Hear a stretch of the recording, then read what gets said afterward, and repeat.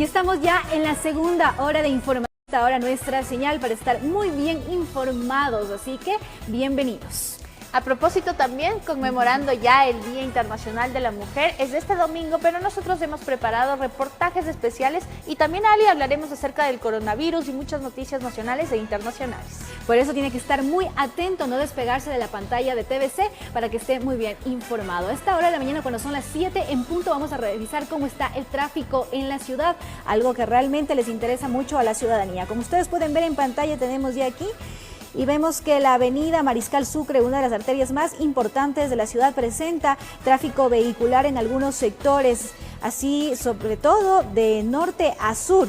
Por lo general a esta hora todavía hay el contraflujo y es por eso la gran cantidad de tráfico que existe a esta hora. Así que si usted quiere llegar a su trabajo temprano, por favor tomar vías alternas, aunque parece que esta arteria de la ciudad está bastante despejada en el norte de la ciudad. El norte no presenta mayormente tráfico vehicular, como podemos verlo en pantalla, pero en donde yo sí me percaté que hay mayor congestión vehicular es en el sur de la ciudad, en el centro sur de la ciudad. Algunas vías están con bastante tráfico vehicular. Como podemos ver, vamos a seguir avanzando hacia el sur. Miren, está totalmente rojo lo que es el centro histórico de Quito, a la altura de la Plaza del Teatro, del Museo de Arte Colonial. Hay bastante tráfico vehicular, por eso todas las calles están en rojo, así que toda la ciudadanía que pretende llegar al centro histórico, hágalo con tiempo, porque si no le va a coger los trancones vehiculares.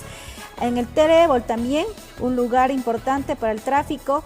Ahí vemos la avenida Velasco Ibarra, está con tráfico vehicular. Pueden ustedes ver, esto va hacia el Coliseo Rumiñahui, también se dirige conecta, ¿no? Hacia el centro y hacia el norte de la ciudad. Ahí vemos, está con bastante tráfico vehicular.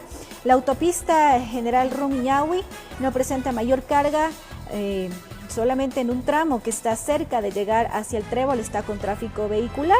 Por lo demás vemos que el tráfico está bastante fluido. En algunos sectores hay un poco de tráfico, pero por lo general está bien. La avenida Simón Bolívar también está con poca presencia de tráfico vehicular a este viernes, cuando son las 7:02 de la mañana. Me imagino que en transcurrir de las horas se pondrá más pesado el tráfico vehicular. Aquí a la altura del Colegio Fiscal 13 de Abril, en la Juan Bautista Aguirre, vemos que hay tráfico vehicular.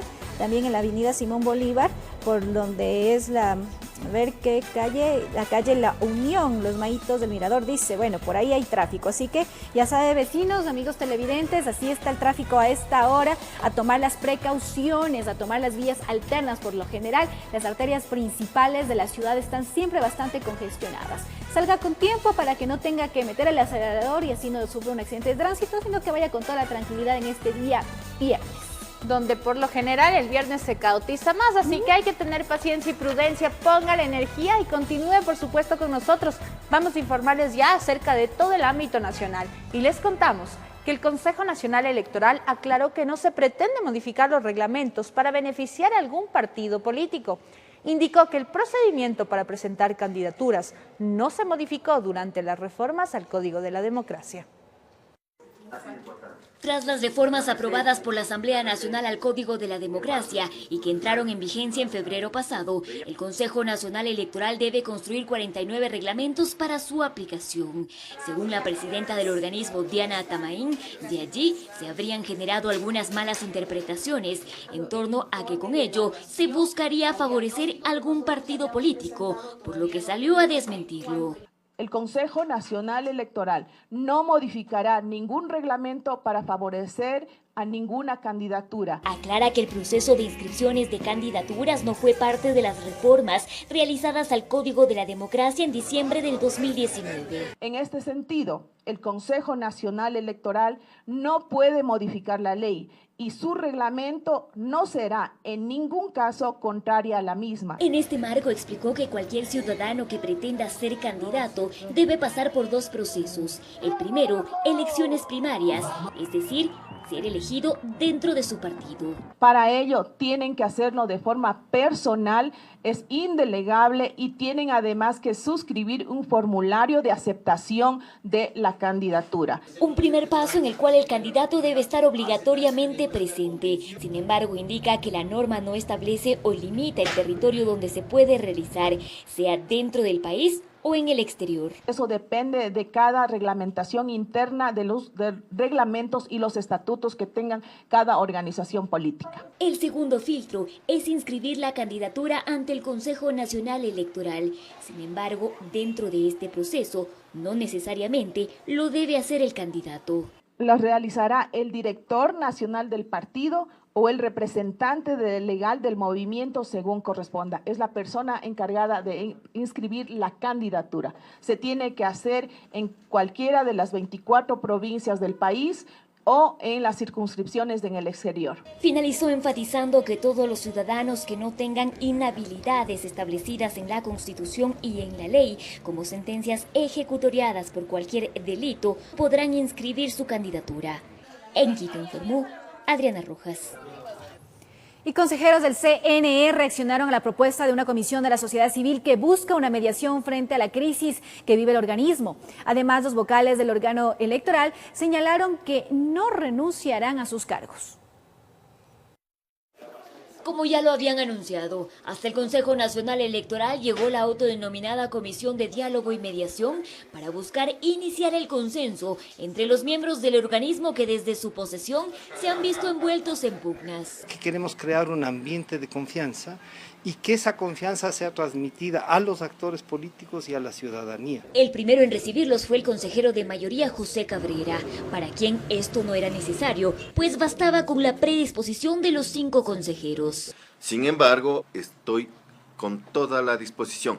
Primero está mi país antes que cualquier posición personal. Posterior se reunieron con el consejero de minoría Enrique Pita, para quien esta mediación ciudadana podría representar una salida. Eso podría permitir que la verdad fluya, porque muchos de los argumentos de quienes hoy constituyen la mayoría es simplemente en cuanto a que son mentiras, son exageraciones o sí son orientadas por intenciones políticas. La transparencia de las elecciones del 2021 es la principal motivación de esta comisión ciudadana para buscar un consenso en el CNE. Y es que a decir de la minoría, esta podría estar en riesgo si no cesan las discrepancias. Las elecciones están en riesgo justamente porque hay una concentración absoluta de las decisiones en manos de una mayoría. Yo pongo en duda el hecho de que este proceso próximo electoral pueda llevarse en una forma eficiente, transparente y eficaz. La transparencia no está en duda, porque aquí el Consejo Electoral no tiene nada que esconder. En este marco, y aunque un posible diálogo está a la vista, no descartan su propuesta de dar un paso al costado. Yo creo que todos deberíamos renunciar. Yo no renuncio, que renuncie él. Yo no voy a ser el tonto útil de renunciar y dejar que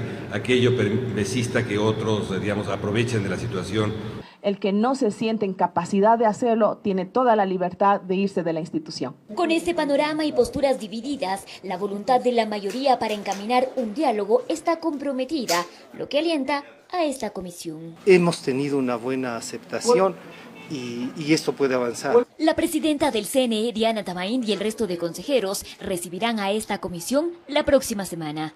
En Quito informó Adriana Rojas. Y al volver de la pausa comercial, la fiscal acusó a Correa de ser el líder de la estructura encargada de cobrar sobornos a empresas privadas. Con ello habrá una reparación económica y también se solicitará prisión. Los detalles al volver. Y también la Corte Constitucional determinó a nuevos sujetos de juicio político a través de un dictamen interpretativo. De esta manera, secretarios de Estado podrán ser enjuiciados políticamente. Ya regresamos con esta información y mucho más acá en El Comercio TV.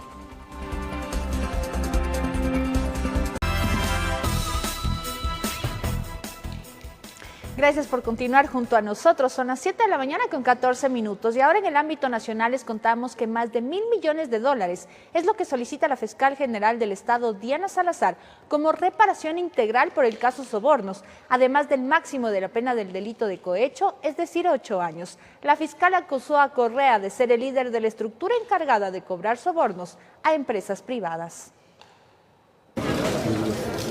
Con mano dura se presentó la fiscal general del Estado, Diana Salazar, al cierre de alegatos en audiencia de juzgamiento por sobornos 2012-2016. Pidió al tribunal se aplique la pena máxima que establece el Código Orgánico Integral Penal por cohecho, que es de 6 años de pena privativa de la libertad, más 1/3, es decir, 8.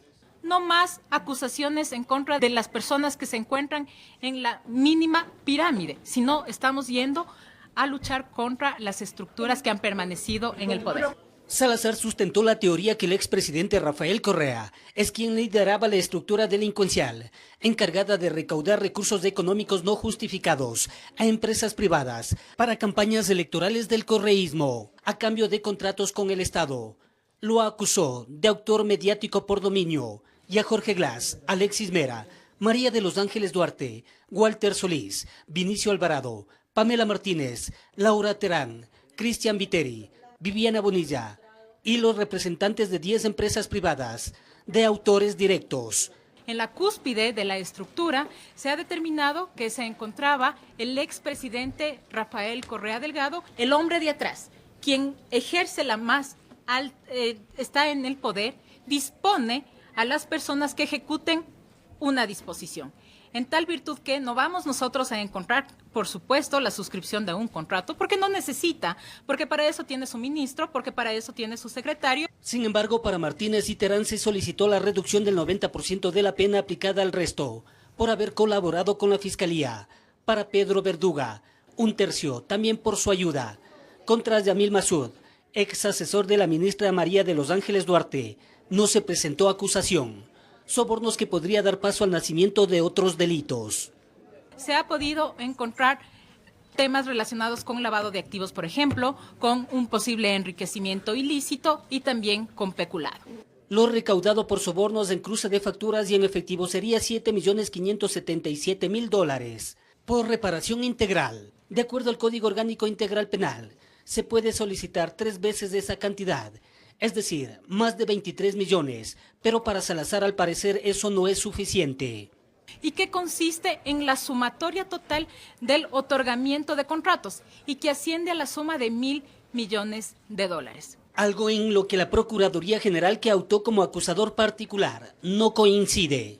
El monto del daño causado está en torno, tengo la cifra exacta en este momento, está en torno a los $23 millones. ¿En base a qué se sacó ese cálculo? Ese cálculo se sacó en base a el informe pericial. Informó Héctor Romero. Y la Corte Constitucional determinó a nuevos sujetos de juicio político a través de un dictamen interpretativo. De esta manera se clarifican las dudas sobre los altos funcionarios del Estado que puedan ser fiscalizados en la Asamblea Nacional. En adelante, secretarios de Estado, ministros sectoriales y ministros coordinadores serán sujetos de enjuiciamiento político. Así lo determina un fallo de la Corte Constitucional. Eso evidentemente fortalece la institucionalidad y control político que tiene la Asamblea Nacional, y con eso se puede rendir de mejor manera cuentas al país, principalmente a favor de los ciudadanos. La solicitud fue ingresada en 2011 por el entonces presidente de la Asamblea, Fernando Cordero, quien solicitó a la Corte interpretar el alcance de la frase ministros y ministras de Estado, que contiene el artículo 131 de la Constitución, en donde se hace referencia a los sujetos de enjuiciamiento político. La necesidad de interpretación surgió luego del Consejo de la Administración Legislativa no pudo admitir a trámite las solicitudes de juicio político en contra de Fernando Alvarado, entonces secretario nacional de Comunicación, y de Alexis Mera, quien se desempeñaba como secretario jurídico de la presidencia, pues estos cargos no estaban señalados explícitamente en el artículo 131. La jueza ponente Carla Andrade, para llegar a este dictamen interpretativo, utilizó el Estatuto del Régimen Jurídico Administrativo de la Función Ejecutiva, concluyendo que la responsabilidad política de los ministros de Estado deriva de sus funciones. Los secretarios nacionales, ministros sectoriales y ministros coordinadores, siempre que ejerzan funciones de rectoría de las políticas públicas del área a su cargo, tienen la misma responsabilidad política que los ministros de Estado y pueden ser enjuiciados políticamente. Lo que se evita es que ciertas autoridades, ciertos funcionarios, a través de un membrete que es el de secretario de Estado, tengan una suerte de blindaje. Esta interpretación es bien recibida en la Asamblea, en donde concuerdan que es de gran ayuda para el trabajo legislativo. Es absolutamente justo que no se tome en cuenta la denominación, sino la función. Puede llamarse ministro, puede llamarse secretario de Estado, de tal manera que lo importante es la función que cumple y no la denominación. Informó Carolina Basante. Y hoy en el Comercio TV, en nuestro segmento El Invitado, Miguel Rivadeneira entrevistará a Iván Ceballos Miranda, quien es un médico reconocido con quien se analizarán las políticas públicas de prevención del coronavirus. Además, se hablará de las mejoras de la calidad de la salud. Recuerde la cita en pocos minutos aquí en el Comercio TV. Es momento de darnos una pausa comercial. Al retornar les contamos que con la vigencia de la Ley Orgánica de Simplificación y Progresividad Tributaria, los contribuyentes que mantienen deudas por impuestos retenidos o percibidos pueden acceder a un plan excepcional. ¿Quiere saber cómo? Ya se lo contamos al volver.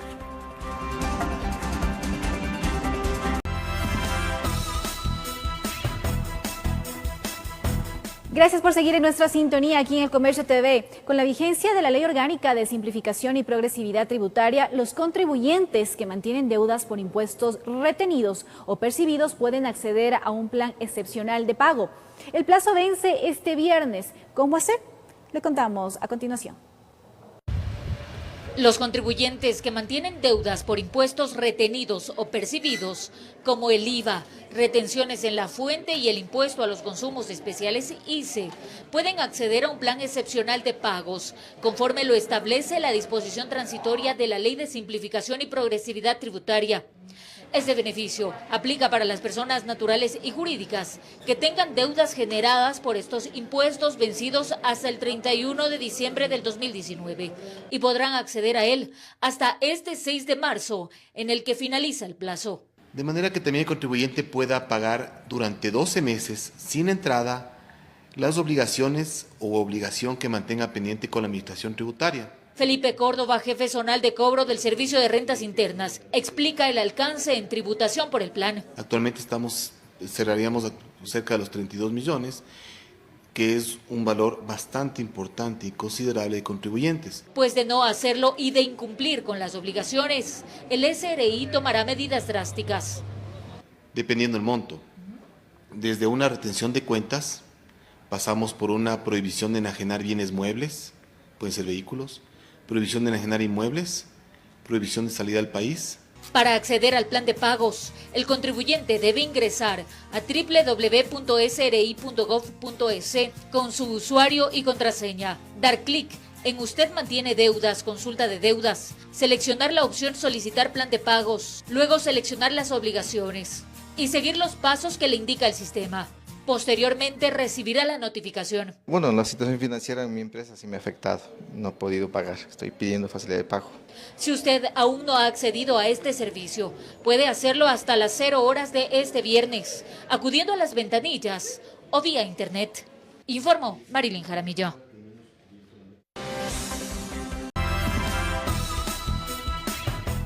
Siete de la mañana con 30 minutos y ahora les contamos que en Napo se graduaron las primeras 106 mujeres policías amazónicas. La ceremonia se fue presidida por la ministra de Gobierno María Paula Romo, además del comandante general de la Policía Nacional Patricio Carrillo y otras autoridades de la provincia. Las 106 mujeres policías amazónicas, tras aprobar el proceso de preparación académica, están listas para volver a sus comunidades indígenas y poner en práctica lo aprendido. La primera promoción de 106 servidoras policiales técnicas en seguridad ciudadana, 82 de la etnia quichua, 23 de la etnia shuar y 1 de la etnia guanorani. Durante su formación, todas se esforzaron para alcanzar los mejores puntajes. La policía Leili Micaela Andy Mamayacta de la parroquia Moyuna, Cantón Tena, logró la primera antigüedad de su promoción y fue condecorada por la ministra de Gobierno, quien presidió el evento de graduación. Ustedes están aquí como ejemplo vivo de que todas las dificultades pueden superarse y que todos los sueños pueden conquistarse. Muchas gracias por dar ese mensaje al país, a la comunidad y a cada niña en el Ecuador. La ministra destacó que este grupo de mujeres son las primeras de 2.300 nuevos policías que se gradúan en 2020. 300 de ellos son oficiales, el resto son técnicos operativos y en los próximos días serán asignados a diferentes ciudades en donde se requiere su trabajo. Pero el gran mensaje del día de hoy y el simbolismo del día de hoy es que hemos graduado por primera vez una promoción exclusivamente de mujeres indígenas. Para este año, la Policía Nacional convoca de manera excepcional a profesionales como abogados, médicos, psicólogos y periodistas para que se sumen a los 52.000 oficiales, clases y policías del Ecuador. En Napo informó Juan Sarmiento.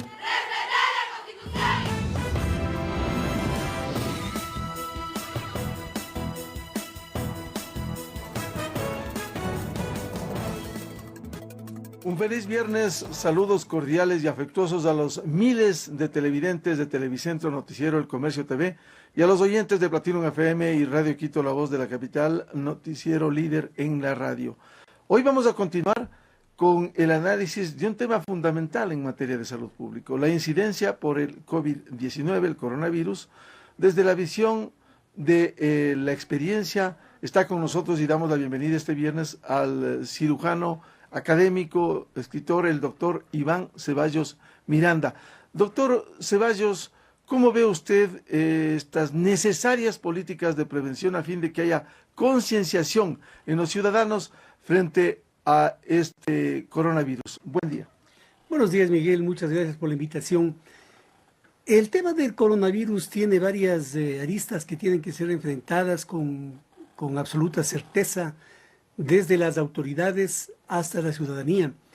Y yo diría que uno de los elementos más importantes es precisamente la comunicación, el mantener a la comunidad al tanto de la circunstancia en términos reales para que no haya espacio a que la especulación vaya generando desconcierto, vaya generando situaciones críticas, más allá de las que necesariamente deben ser tomadas frente a una enfermedad como la que estamos viviendo ahora. Y claro, dentro de eso también las políticas básicas, que son las que deben mantenerse, que van encaminadas a las medidas higiénicas de la comunidad, de las personas, hay todavía mucho que trabajar y sobre todo hay que dotar a todos los espacios en donde se hace salud de los elementos necesarios para poder cumplir con una tarea frente a esta circunstancia. ¿Qué se podría profundizar cuando usted dice hay mucho que trabajar? Bueno, en diferentes espacios corresponden diferentes acciones. Así, uno de los problemas que no está siendo enfrentado con la precisión que se requiere, por ejemplo, es el que afecta a los servidores de la salud. Los profesionales, el personal que está atendiendo a los enfermos requiere cuidados particulares, requiere normas de prevención porque son un grupo severamente expuesto. Y vemos que esto no ocurre. No en todas las instituciones, por ejemplo, se ha dotado de mascarillas adecuadas para la atención en los sitios de triaje para personas con trastornos respiratorios. Sé que ayer, por ejemplo, en un importante hospital de Quito, en el Carlos de Andrade Marín concretamente, no había jabón. Es decir, ¿Cómo puede funcionar un hospital en esas condiciones? No lo entiendo, porque esta es una información que me la daba ayer un colega que decía no hay jabón, no hay esparadrapo. A pesar de que la rendición de cuentas de hace pocos días se hablaba pues de una magnífica administración hospitalaria. Pero claro, ese es un nivel, es decir, medidas que deben ser tomadas al interior de las instituciones de salud faltan todavía ser profundizadas. Y la otra vertiente, que es precisamente la educación más amplia todavía a la comunidad. Creo que hay un esfuerzo en ese sentido, por ejemplo, la creación de la línea de atención telefónica, 171. El 171, que tiene sus bemoles, ¿no? Pero para eso también se requiere conciencia y comunicación a la comunidad. Yo he visto en estos días, por ejemplo, con angustia, como una persona que hace política, una dama que afín al gobierno anterior, como gran logro, presentaba un vídeo en el cual demostraba la ineficiencia, entre comillas, de la línea telefónica de telemedicina. Y decía, claro, he llamado y vean cómo me ponen la musiquita, vean cómo no contestan, vean cómo se demoran. Muy probablemente hay un montón de personas irresponsables como ella que están haciendo lo mismo solamente para comprobar si es que efectivamente el modelo funciona. Y eso es un error porque están congestionando una línea que debe ser entendida como una línea de emergencia. Claro, el 171 hemos verificado ha venido funcionando al igual que citas médicas en asocio entre el Ministerio de Salud y el IES. Ahora, frente a esta situación que vive el planeta por el coronavirus, ¿cuáles debieran ser las medidas urgentes para afrontar como una política de Estado? Las políticas de Estado en estos casos implican un conjunto de medidas que van desde el intercambio de personas, los que llegan, los que mantienen contacto con las personas que llegan, es decir, debe empezar por una vigilancia bien establecida a nivel de los aeropuertos, en general a nivel de todos los puertos de entrada al Ecuador.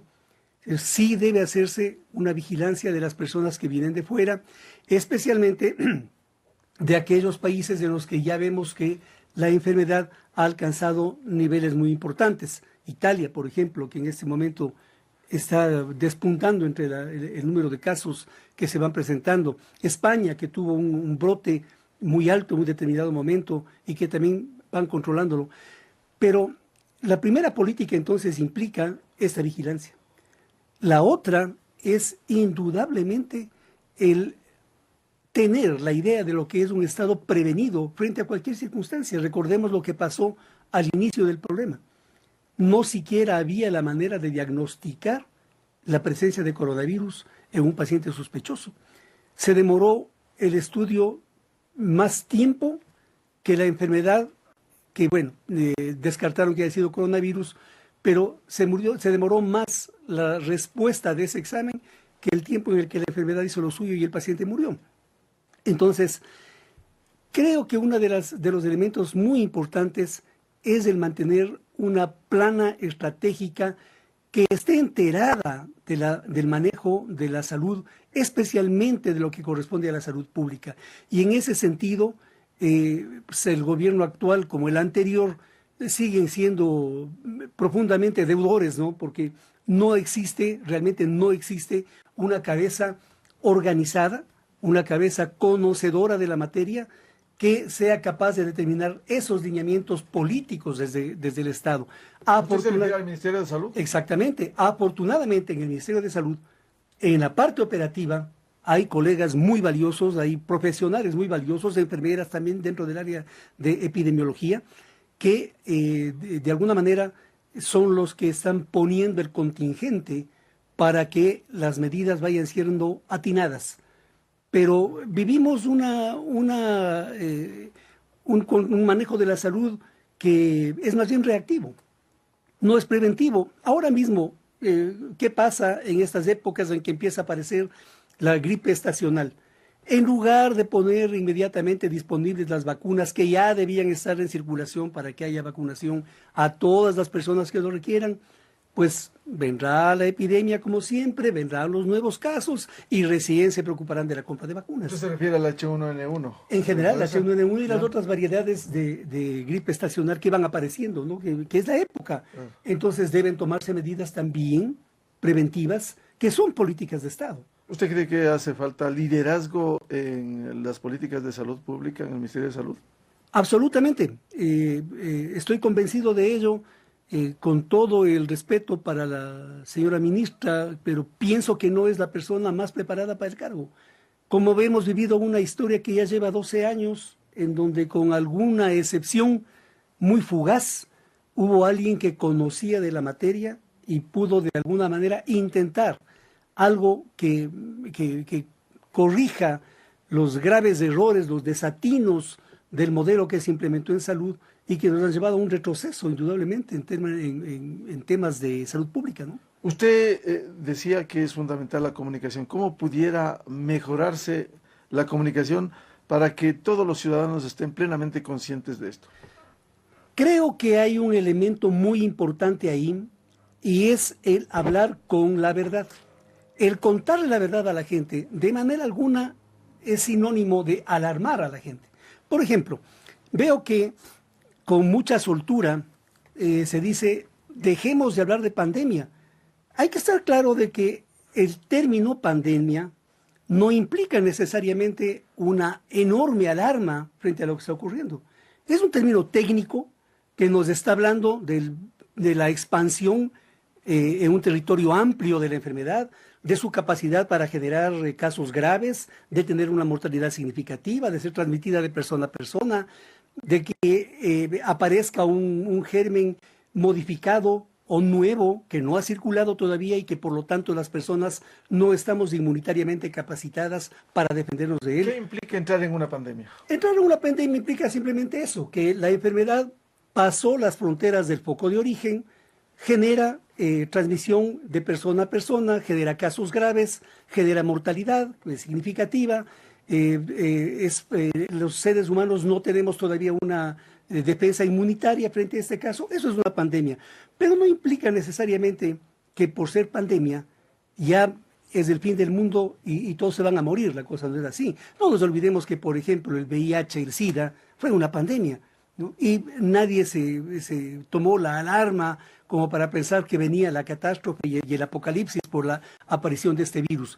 Lo mismo ocurre ahora, entonces debe la gente estar informada sobre eso, debe saber que es un término técnico y nada más que eso.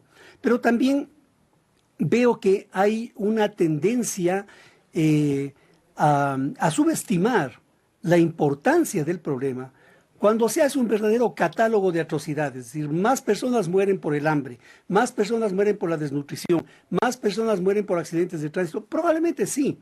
Eso no significa que como lo uno es fatal, esto otro es trivial.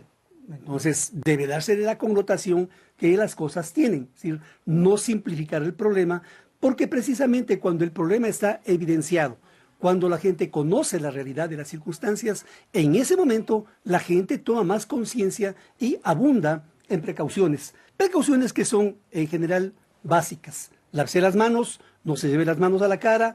Si es que toma contacto con superficies que son de contacto común, aplíquese gel en las manos. Si tiene una persona enferma en casa, evite en lo posible el contacto con esta persona enferma. Los enfermos deben utilizar mascarilla para no emitir partículas. Y las personas que les cuidan son las que deben utilizar una mascarilla. Mascarilla debe utilizar el personal de salud de los puntos de triaje, pero no la comunidad en general. El día sábado era un hervidero en todo el país, con la compra de mascarillas, con la compra de geles, al punto que se agotaron y dejaron sin esos elementos básicos a otras personas que verdaderamente lo requieren. Esto es simplemente cuestión de información. Contarle a la gente, usted no necesita una mascarilla. Y por ese camino hacer los mensajes simples para que sean entendidos. Ahora, el tema de la comunicación y la información es fundamental porque de algún momento en sectores ha generado nerviosismo. ¿Cómo tranquilizar con mensajes claros, contundentes, que de alguna manera se han comenzado a dar? Pues el mensaje más claro para las personas es el indicarle que las medidas básicas de cuidado son suficientes para enfrentar la circunstancia. Una medida importante también de comunicación es enseñarle a la comunidad que ha llegado una enfermedad con la que vamos a vivir no días, no semanas, no meses, años. Y tenemos que irnos adaptando a esta enfermedad. Por fortuna, el sistema inmunitario de los seres humanos es tan altamente desarrollado que con el tiempo y con la presencia del virus en el ambiente irá generando las necesarias defensas frente a la enfermedad, y de esta manera pues vamos a poder convivir con la circunstancia. Es decir, ahí está el camino. Lo que hay es que educar precisamente en estos términos simples, sencillos, que conducen a la prevención a través de la educación. ¿Ha habido exageración cuando se han agotado lo que usted decía, doctor Ceballos, las mascarillas, el gel y otros insumos? Por supuesto, es una medida totalmente innecesaria, fruto de la paranoia con la que se tomó la información apenas apareció el primer caso detectado en la costa. Ya el Carchi tenía mascarillas, Imbabura tenía mascarillas, todo el mundo empezaba a prepararse con mascarillas. Las mascarillas nos sirven como mecanismo de protección directo. El modelo de filtrado de una mascarilla no impide que el virus atraviese hacia la respiración de una persona sana. Lo que una mascarilla común hace es evitar que una persona emita hacia otros partículas que pueden contener el virus, pero no impide que el virus vaya hacia su sistema respiratorio. Es decir, en general, las mascarillas no tienen utilidad, al menos no las mascarillas comunes. Las quirúrgicas no tienen sentido de ser utilizadas, no existe una razón para eso. Sí, por ejemplo, me parece una buena medida y que lamentable que se haya agotado, pero hay que tener gel en los autos, en las casas. Sí, esa es una medida que no solamente debe funcionar para este caso. En general, la presencia de gel desinfectante en los espacios públicos tiene que estar disponible permanentemente para todo el mundo. Claro, tener esos procedimientos fundamentales cuando se asea especialmente las manos. Al doctor Iván Ceballos, médico cirujano, muchas gracias su atención aquí en Televicentro a través del noticiero El Comercio TV. En las radios Platinum FM y Radio Quito, La Voz de la Capital, vamos a continuar este diálogo. Un feliz viernes y recuerden, quienes desean revisar las entrevistas en la página web de El Comercio. Muy buen día.